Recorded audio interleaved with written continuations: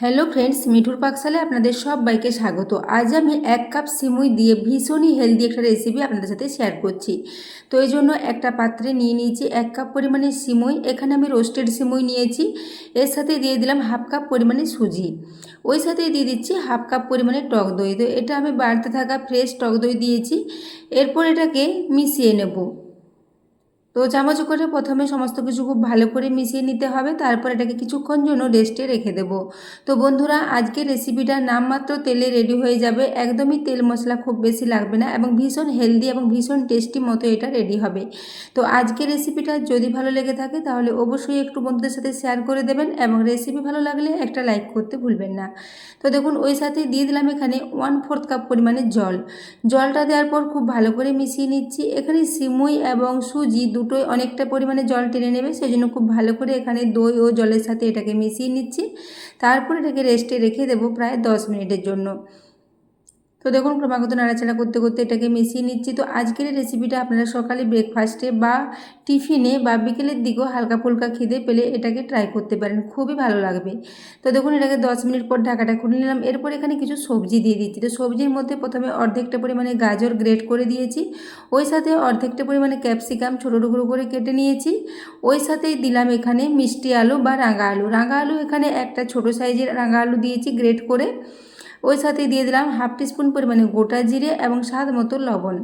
এরপর দিয়ে দিচ্ছি এখানে ঝালের জন্য চিলি ফ্লেক্স। আপনারা চাইলে এখানে ঝাল লঙ্কার গুঁড়ো বা কাঁচা লঙ্কার ব্যবহারও করতে পারেন। তো আমি এখানে চিলি ফ্লেক্স দিয়েছি। তারপর সমস্ত কিছু খুব ভালো করে মিশিয়ে নেব।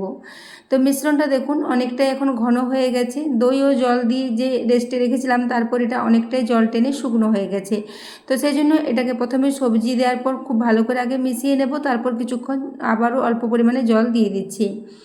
তো আবারও প্রায় 3 থেকে 4 চামচ পরিমাণে জল এখানে দিয়ে দিয়েছি। তারপর ক্রমাগত নাড়াচাড়া করতে করতে মেখে নেব। এটা একটা বেশ মিডিয়াম মতো ব্যাটার রেডি করব, খুব বেশি পাতলা করলে এটা চলবে না। তো সেই জন্য একেবারে বেশি জল না দিয়ে অল্প অল্প করে জল দিয়ে এটাকে মেখে নিতে হবে। তো দেখুন, এখন সিমুইটা খুব ভালো মতো ভিজে গেছে এবং ভিজে অনেকটাই বেড়ে গেছে। এরপর এটাকে খুব ভালো করে মিক্স করে নিচ্ছি। এই রেসিপিতে খুব বেশি তেল মশলার প্রয়োজন হবে না, অল্প তেল মশলা দিয়ে এটা রেডি হয়ে যাবে। তো দেখুন, খুব ভালো করে সমস্ত কিছু একসাথে মিক্স করে নিচ্ছি। তো বন্ধুরা, আজকের রেসিপিটা ভালো লেগে থাকলে অবশ্যই একটা কমেন্ট করে জানাতে ভুলবেন না। তো দেখুন, এখন ব্যাটারটা অনেকটাই শুকনো শুকনো আছে। এরপরে এটা মাখার পরে আবার কিছুক্ষণ পর অনেকটাই পাতলা হয়ে যাবে। তো এরপর আমি এখানে দিয়ে দিচ্ছি একটু তেলের সাথে কিছুটা তড়কা। তো সেজন্য প্রথমে এখানে 2 চা চামচ পরিমাণে সরষের তেল নিয়েছিলাম, তাতে 1/2 টিস্পুন পরিমাণে ছোলার ডাল দিলাম এবং 1/2 টিস্পুন পরিমাণে দিয়েছি এখানে সরষে, কালো সরষে দিয়েছি। এটাকে একটু তেলের মধ্যে ভেজে দিয়ে দিলাম। তবে এখানে কারি পাতা দিলে এর টেস্টটা আবারও ভালো হতো, কিন্তু বাড়িতে কারি পাতা ছিল না, সেই জন্য এখানে কারি পাতাটা দেওয়া হয়নি। তবে এই তড়কাটা দেওয়ার জন্য এর মধ্যে খুব ভালো একটা ফ্লেভার আসবে, যেহেতু এখানে সরষে ফোড়নে দিয়েছি, সরষের খুব ভালো একটা ফ্লেভার থাকবে।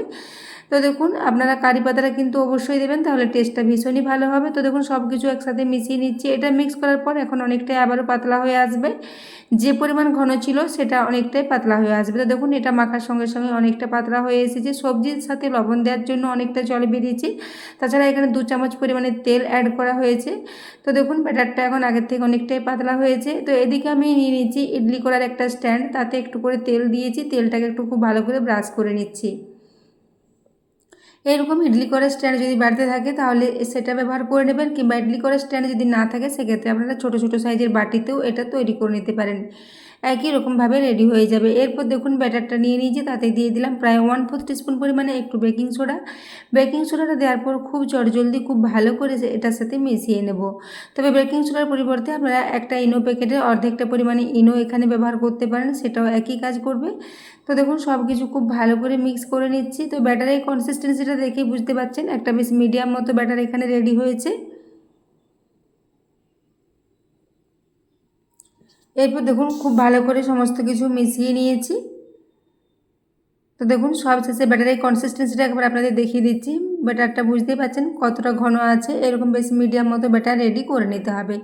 এরপর যে ইডলি করার স্ট্যান্ডটা নিয়েছি তাতে আমি 2 চামচ করে ব্যাটারটা দিয়ে দিচ্ছি। মাছ বরাবর 2 চামচ করে দিয়ে দেবো। খুব বেশি ভর্তি ভর্তি করে দেবো না, কারণ এটা হওয়ার পরে অনেকটাই ফুলে যাবে, সেই জন্য একটু জায়গা ফাঁকা রেখে এগুলোকে দিতে হবে। তো দেখুন 2 চামচ করে ব্যাটার আমি এখানে দিয়ে দিচ্ছি। আবার কিছুটা ব্যাটার এখানে বেঁচে যাবে, সেটা আমি আবারও একটা ইডলি স্ট্যান্ডের ওপর দিয়ে এটাকে রেডি করে নেব। তো প্রথমে এখানে যতগুলো দেওয়া যায় দিয়ে দিচ্ছি। তো বন্ধুরা, এই রেসিপিটা আপনারা যে কোনো ধরনের চাটনির সাথে সার্ভ করতে পারেন, খেতে কিন্তু দুর্দান্ত লাগবে।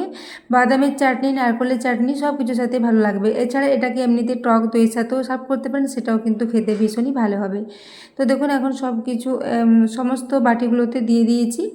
এরপর এদিকে একটা কড়াতে কিছুটা জল গরম হওয়ার জন্য রেখে দিয়েছিলাম, সেই জলটা এখন গরম হয়ে এসেছে, তার মধ্যে এখানে এই থালাটা দিয়ে দিলাম। এরপর এটাকে ঢাকা দিয়ে প্রায় 7 থেকে 8 মিনিটের জন্য মিডিয়াম ফ্লেমে রেখে দেবো। তো 8 মিনিট পর দেখুন ঢাকাটা খুলে নিচ্ছি। এখন দেখুন এগুলো ফুলে ফুলে অনেকটাই বড় হয়ে গেছে এবং খুব ভালো মতো এটা স্টিম হয়ে গেছে। একটা ছুরির সাহায্যে আমি এখন চেক করে নিচ্ছি। তো দেখুন ছুরিতে একদমই কিছু লেগে থাকেনি, খুব ভালো মতো এটা হয়ে গেছে। এরপর এটাকে নামিয়ে নিলাম। এরপর আবার একটা ছোট বাটিযুক্ত এখানে ইডলি মেকার নিয়েছি, সেটাতে যে ব্যাটারটা বেঁচে গিয়েছিল সেটা দিয়ে আবার এটাকে প্রায় 7 থেকে 8 মিনিটের জন্য ঢাকা দিয়ে রেখে দিলাম।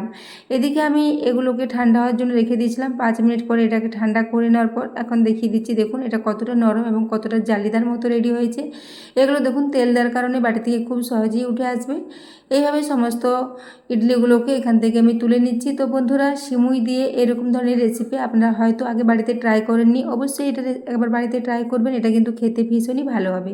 তো দেখুন এরপর আমি একটা একটা করে সমস্তগুলো তুলে নিচ্ছি, তারপরে একটা প্লেটের মধ্যে এগুলোকে সার্ভ করে দেবো।